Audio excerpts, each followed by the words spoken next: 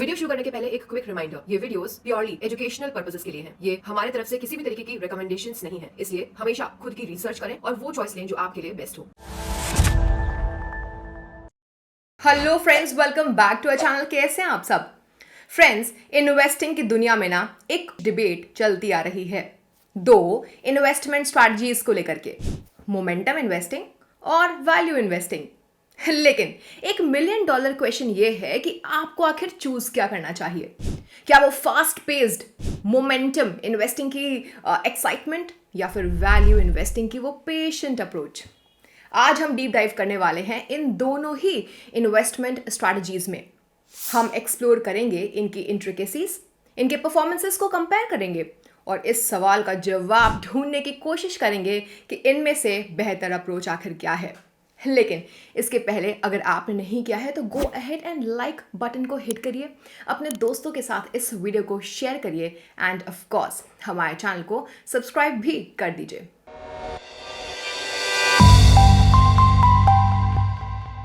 सबसे पहले समझते हैं कि मोमेंटम इन्वेस्टिंग क्या होती है। फ्रेंड्स, इन्वेस्टिंग में ना कन्वेंशनल विजडम कहती है कि स्टॉक्स को तब खरीदो जब वो लो प्राइस पर हो और उसे हायर प्राइस में सेल कर दो। लेकिन मोमेंटम इन्वेस्टिंग इस कन्वेंशनल मेथड को मानने से इनकार कर देती है। एक मोमेंटम इन्वेस्टर स्टॉक्स को तब परचेज करने का सोचता है जब वो हायर प्राइस पर हो और उसे फिर उससे भी ज्यादा प्राइस पे सेल करता है। तो इस अप्रोच को कुछ यूं समराइज किया जा सकता है, buy high and sell higher. आइए देखते हैं कि मोमेंटम स्ट्रैटेजी ने पास्ट में कैसे परफॉर्म किया हुआ है। एक 5 ईयर रोलिंग पीरियड के दौरान मोमेंटम इंडाइसेस यानी Nifty 200 momentum 30 total return index and Nifty mid cap 150 momentum 50 total return index, इन दोनों ने निफ्टी 200 टोटल रिटर्न इंडेक्स और Nifty mid cap 150 total return index के कंपैरिजन में बेहतर परफॉर्मेंस दिखाई है। निफ्टी 200 मोमेंटम 30 इंडेक्स निफ्टी 200 की उन टॉप 30 कंपनीज के परफॉर्मेंसेस को ट्रैक करता है जिनका सबसे ज्यादा मोमेंटम स्कोर हो। अब मोमेंटम स्कोर क्या होता है, आप सोच रहे होंगे। देखिए, मोमेंटम स्कोर निकाला जाता है स्टॉक्स के 6 months and 12 months price returns से इनपुट लेते हुए। इस इंडेक्स को हर 6 महीने में जून एंड दिसंबर में रिव्यू किया जाता है। अब नेक्स्ट समझते हैं कि मोमेंटम इन्वेस्टिंग काम कैसे करती है। सपोज करते हैं कि एक particular technology stock Nifty 500 index को पिछले 6 महीनों में कंसिस्टेंटली आउट परफॉर्म करता आ रहा है। तो एक मोमेंटम इन्वेस्टर इसे एक सिग्नल की तरह देखेगा कि शॉर्ट टर्म में तो ये स्टॉक अच्छा परफॉर्म करना कंटिन्यू रखेगा ही, तब वो उस स्टॉक को अपने पोर्टफोलियो में शामिल कर लेंगे। ऐसा ये एक सिस्टमैटिक एनालिसिस कंडक्ट करने के बाद ही करते हैं टू इंश्योर कि ये उनके इन्वेस्टमेंट स्ट्रैटेजी से अलाइन कर रहा हो। अब हालांकि मोमेंटम इन्वेस्टिंग से हायर रिटर्न्स मिल सकते हैं, आपको इसके रिस्क्स को ध्यान में रखना भी तो जरूरी है। ये इन्वेस्टमेंट स्ट्रैटेजी हेविली रिलाई करती है ट्रेंड कंटिन्यूइंग पर, यानी कि ट्रेंड कंटिन्यू करता रहेगा इस बात पर। लेकिन जरूरी तो नहीं है कि हमेशा ऐसा सच हो, खास करके वॉलेटाइल और अनप्रिडिक्टेबल मार्केट कंडीशंस के दौरान तो बिल्कुल भी नहीं। फॉर इंस्टेंस, आप हाल में ही हुए आईसीसी वर्ल्ड कप में इंडिया की परफॉर्मेंस देख सकते हैं। टीम का एक्स्ट्रा ऑर्डिनरी रन था, एक रो में 10 गेम्स जीते इन्होंने। ये एक ऐसी स्ट्रीक बन गई जिससे कई लोगों ने तो कॉन्फिडेंटली प्रेडिक्ट कर ही लिया होगा कि फाइनल में तो इनकी ही विक्ट्री पक्की है। हाउएवर, एक सरप्राइजिंग टर्न ऑफ इवेंट्स हुआ और इंडिया फाइनल मैच हार गया। ये आउटकम एक स्टार्क रिमाइंडर है दोनों स्पोर्ट्स में और मोमेंटम इन्वेस्टिंग में अनसर्टेनिटीज का और इनके अनप्रेडिक्टेबल नेचर का। अब आइए समझते हैं कि मोमेंटम फंड्स क्या होते हैं। देखिए, मोमेंटम फंड्स ना एक इन्वेस्टमेंट स्ट्रैटेजी पे फोकस करता है जिसे कहते हैं मोमेंटम इन्वेस्टिंग। ये स्ट्रैटेजिकली ऐसे स्टॉक्स में इन्वेस्ट करते हैं जो कि एक स्ट्रॉन्ग अपवर्ड प्राइस मोमेंटम दिखाता हो। ये स्ट्रैटेजी एक ऐसे आइडिया पे बेस्ड होती है जो स्टॉक्स मार्केट में पास्ट में आउट परफॉर्म करते आ रहे हैं, वो फ्यूचर में भी ऐसा आउट परफॉर्मेंस कंटिन्यू करते रहेंगे। तो मोमेंटम फंड्स के फंड मैनेजर स्टॉक्स को कुछ इस बेसिस पर पिक करते हैं। पहला, प्राइस मोमेंटम। ये सिंपली नापता है कि हाल ही के टाइम पीरियड में स्टॉक का प्राइस कितना चेंज हुआ है। दूसरा, वॉल्यूम मोमेंटम। ये मेजर करता है कि एक स्टॉक में ट्रेडिंग वॉल्यूम का अमाउंट क्या रहा, जिन स्टॉक्स का हाई वॉल्यूम मोमेंटम है, चांसेस हैं कि वो ज्यादा वॉलेटाइल होंगे, लेकिन वो रिटर्न्स के ग्रेटर पोटेंशियल भी ऑफर कर सकते हैं। और तीसरा, रिलेटिव स्ट्रेंथ इंडेक्स RSI। तो RSI एक टेक्निकल इंडिकेटर है जो कि किसी स्टॉक के प्राइस में हो रही मूवमेंट की स्पीड और तो और उसके मैग्नीट्यूड को नापता है। जिस स्टॉक्स का RSI 70 से ज्यादा है उन्हें ओवरबॉट माना जाता है, वहीं वो स्टॉक्स जिनका RSI 30 से बिलो है उन्हें ओवर सोल्ड माना जाता है। Next, passive momentum mutual funds भी होते हैं, जी हाँ, जो कि किसी मोमेंटम इंडेक्स जैसे कि निफ्टी 200 मोमेंटम 30 इंडेक्स को ट्रैक करते हैं। इसका मतलब है कि फंड्स उन स्टॉक्स में इन्वेस्ट करेंगे जो करंटली इंडेक्स में हो, फर्क नहीं पड़ता कि उनका करंट मोमेंटम क्या है। तो जो पैसिव मोमेंटम फंड्स होते हैं वो एक लो कॉस्ट ऑप्शन होते हैं अगर हम इन्हें एक्टिव मोमेंटम फंड से कंपेयर करें तो, क्योंकि उनमें एक्टिव मैनेजमेंट की कोई ज़रूरत ही नहीं होती है, उनका एक कम एक्सपेंस रेशियो होता है। इसलिए मोमेंटम फंड्स रिस्की हो सकते हैं क्योंकि कोई गारंटी नहीं है कि जो स्टॉक्स पास्ट में अच्छा कर रहे हैं वो ऐसा ही फ्यूचर में करते रहेंगे, राइट। हालांकि मोमेंटम फंड्स एडवांटेज भी दे सकते हैं क्योंकि इनके पास एक शॉर्ट टाइम में हाई रिटर्न जनरेट करने का पोटेंशियल भी होता है। अब आप स्क्रीन पे कुछ मोमेंटम फंड स्कीम्स के परफॉर्मेंस पे नजर डाल सकते हैं। हम देख रहे हैं 6 मंथ और 1 ईयर के एब्सोल्यूट रिटर्न्स, साथ ही स्कीम्स की इंसेप्शन डेट, जैसे कि ICICI prudential Nifty 200 momentum 30 index fund direct plan growth जो शुरू हुआ था 5/8/2022 यानी कि 5th of August 2022। इसने 6 मंथ के एब्सोल्यूट रिटर्न्स दिए हैं 26.71% और 1 ईयर में 28.51%। सिमिलरली आप दूसरे स्कीम्स भी देख सकते हैं। जैसे कि आप इन चार्ट में देख सकते हैं, ये फंड्स अराउंड 1 या 2 साल पहले ही लॉन्च हुए हैं। इनकी लॉन्ग टर्म परफॉर्मेंस को जज करने के लिए तो ये बहुत ही छोटा ट्रैक रिकॉर्ड है। हालांकि रीसेंट टाइम्स में एक काफी इंटरेस्टिंग ट्रेंड नोटिस किया गया है। 15 साल तक यानी कि 2008 से MSCI इंडिया मोमेंटम इंडेक्स ने 14% का एक एनुअल गेन रिकॉर्ड किया, वहीं MSCI इंडिया वैल्यू इंडेक्स ने 12% क्लॉक किया। हालांकि अब आपको बताते हैं कि इस ट्रेंड में क्या एक बड़ा शिफ्ट हुआ। MSCI इंडिया मोमेंटम इंडेक्स जिसका -1.83% रिटर्न्स था, ये MSCI वैल्यू इंडेक्स जिसका 8.96% रिटर्न था उसको लैग कर गया, यानी कि उससे पीछे रह गया।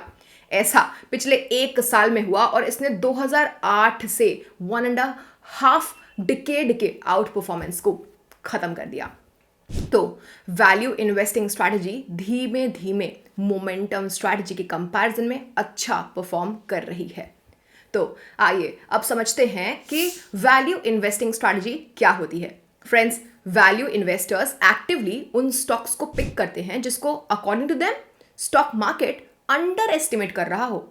वो मानते हैं कि मार्केट तो अच्छी और बुरी खबर पर ओवर रिएक्ट कर ही जाती है और इस वजह से स्टॉक प्राइस में मूवमेंट हो जाते हैं जिसका दूर दूर तक कंपनी के लॉन्ग टर्म फंडामेंटल से कोई रिश्ता नाता नहीं होता, यानी कि प्राइस मूवमेंट्स कंपनी के लॉन्ग टर्म फंडामेंटल से करस्पॉन्ड नहीं करते। तो इस ओवर रिएक्शन की वजह से प्रॉफिट कमाने की एक अपॉर्चुनिटी मिलती है, यानी कि डिस्काउंटेड प्राइसेस पर स्टॉक्स को परचेज करने से। वॉरेन बफेट जो one of the most successful value investors हैं, वो इस इन्वेस्टमेंट स्ट्रैटेजी का एक बहुत ही क्लियर एग्जाम्पल बताते हैं। उनकी फिलॉसफी, जैसा कि उन्होंने कहा, रिवॉल्व करती है अपॉर्चुनिटीज को सीज यानी कि ग्रैब करने के अराउंड। जब दूसरे लोग इरैशनल डिसीजन ले रहे हों डर या लालच से, तब आप अपॉर्चुनिटी को सीज करिए। 2008 के फाइनेंशियल क्राइसिस के दौरान वॉरेन बफे ने वैल्यू इन्वेस्टिंग का एक बढ़िया एग्जाम्पल सबके सामने रखा। उन्होंने ऐसे स्टॉक्स खरीदे जो कि लार्जली डर की वजह से बेचे जा रहे थे।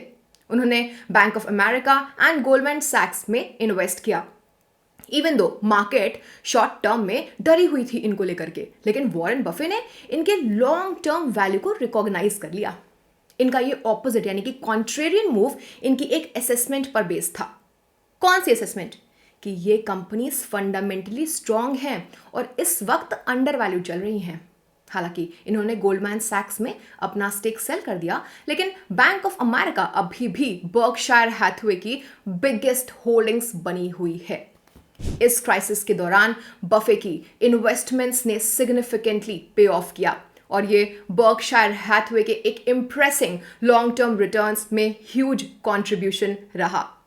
तो अब बात करते हैं कि वैल्यू फंड्स क्या होते हैं। फ्रेंड्स, वैल्यू फंड्स वो इक्विटी म्यूचुअल फंड्स होते हैं जहां फंड मैनेजर्स उन स्टॉक्स में इन्वेस्ट करता है जो करेंटली अंडर वैल्यूड हो लेकिन जिनका सॉलिड फंडामेंटल्स हो।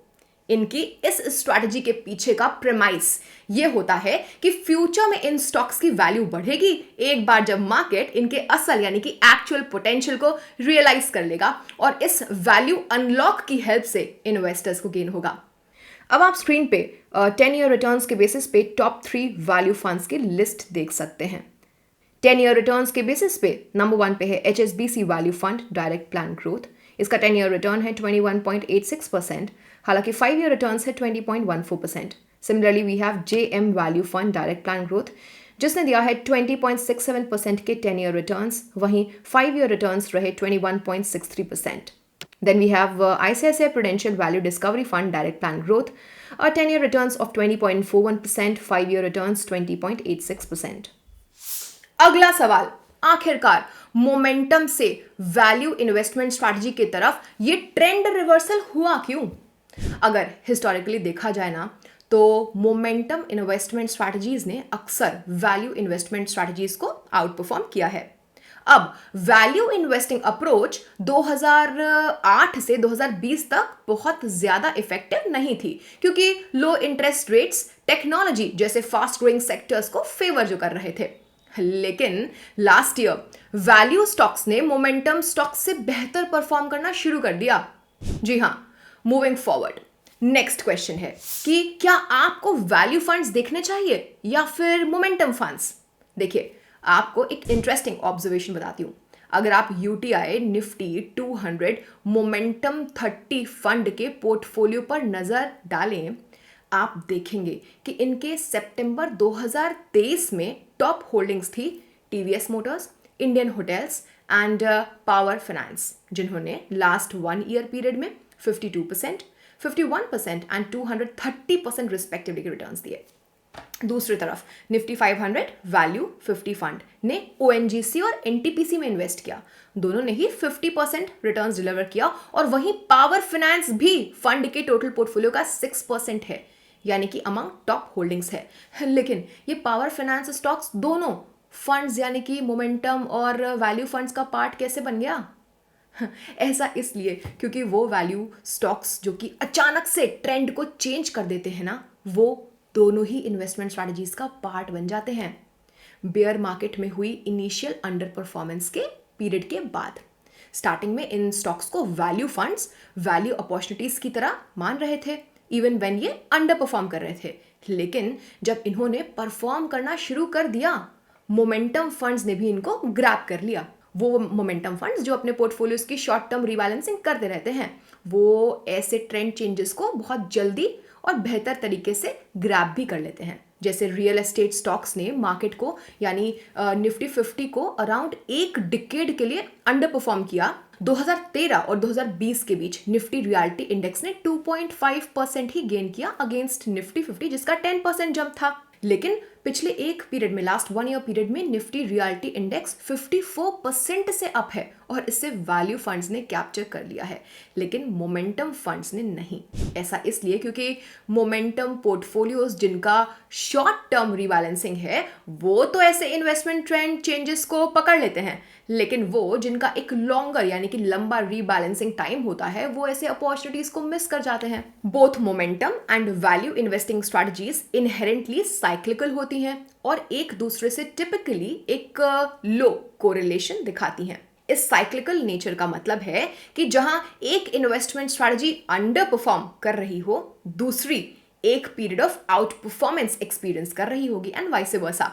इसलिए एक बैलेंस्ड अप्रोच जिसमें एक पोर्टफोलियो में बोथ मोमेंटम और वैल्यू फंड्स शामिल हो, वो एक समझदार इन्वेस्टमेंट स्ट्रैटेजी होगी। इस डाइवर्सिफिकेशन से इन्वेस्टर्स को किसी भी एक इन्वेस्टमेंट स्ट्रैटेजी से जुड़े साइक्लिकल डाउनटर्न्स वाले रिस्क को कम करने में मदद मिलेगी और वो अलग अलग मार्केट साइकिल्स के अक्रॉस उनकी रिस्पेक्टिव स्ट्रेंथ पर कैपिटलाइज कर पाएंगे। ध्यान रहे कि मोमेंटम फंड्स और value funds market savvy investors यानी कि इवॉल्व्ड इन्वेस्टर्स के लिए सूटेबल हैं, ना कि म्यूचुअल फंड में फर्स्ट टाइमर्स के लिए। तो अब हम अपने कंक्लूजन पे आ चुके हैं। फ्रेंड्स, आई एम श्योर कि आपने समझ लिया होगा मोमेंटम और वैल्यू फंड्स कैसे काम करता है। सो इन फंड्स में इन्वेस्ट करने के लिए एक वेल थॉट आउट अप्रोच, एक डाइवर्सिफाइड पोर्टफोलियो और मोस्ट इंपॉर्टेंटली लॉन्ग टर्म तक इन्वेस्टेड बने रहने का पेशेंस ज़रूरी होता है। प्लीज़ नोट करिए कि ये वीडियो सिर्फ एजुकेशनल पर्पसेस के लिए है। ये क्रूशियल है कि आप खुद की रिसर्च करें या किसी फाइनेंशियल एडवाइजर से कंसल्ट करें इसके पहले कि आप कोई भी इन्वेस्टमेंट डिसीजन लें। अगर आपको ये वीडियो इन्फॉर्मेटिव लगी हो और हेल्पफुल लगी हो तो प्लीज़ इसे लाइक ज़रूर कर दीजिएगा। इसे शेयर करिए अपने फ्रेंड्स और फैमिली के साथ अगर आपने नहीं किया है तो, और हमारे चैनल को सब्सक्राइब करना मत भूलेगा। Thank you for watching. मिलते हैं नेक्स्ट वीडियो में, तब तक के लिए bye bye and happy investing.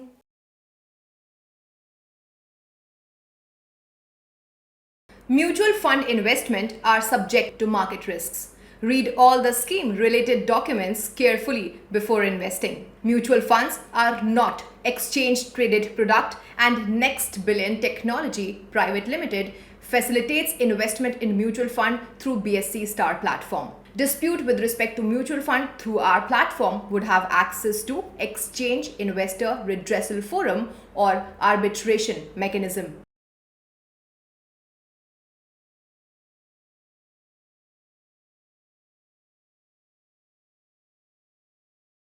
Mutual fund निवेश बाजार जोखिम के अधीन है। योजना संबंधी सभी दस्तावेजों को ध्यान से पढ़ें। Mutual fund investments are subject to market risks. Read all scheme related documents carefully.